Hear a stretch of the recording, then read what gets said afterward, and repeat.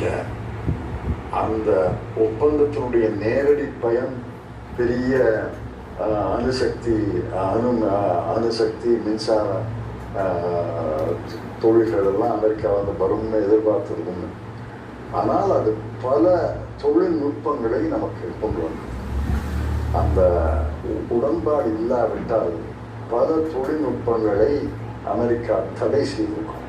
தடை செய்தது இந்த ஒப்பந்தத்தினால தான் அந்த தடை செய்யப்பட்ட தொழில்நுட்பம் டெக்னாலஜி நமக்கு வந்தது.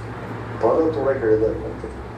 அப்புறம் அமெரிக்க மக்கள், அமெரிக்க பெரிய தொழில் அதிபர்கள் என்ன முடிவு பண்ணாங்கன்னா, இந்தியாவோடு அணுசக்தி உடன்பாடை அமெரிக்கா போட முடியும் என்றால் அந்த நியூக்ளியர் சப்ளையர்ஸ் குரூப் அவர்களுடைய விதிகளை எல்லாம் தளர்த்த முடியும் என்றால், நமக்கு எக்ஸம்ஷன் கொடுத்தாங்க, விதி விலக்கு கொடுத்தாங்க, அந்த விதிகளை எல்லாம் தளர்த்த முடியும் என்றால் அந்த இந்திய அரசு, இந்தியாவுடைய அரசு முறையில் அமெரிக்கா மிகுந்த நம்பிக்கை வைத்திருக்கிறது.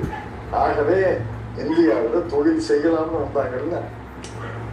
அதுக்கப்புறம் தான் விசாலாம் நமக்கு H1B1 விசாலாம் தாராளமாக கிடைச்சது. அதனுடைய பக்க விளைவுகள் ஏராள விளைவுகள்.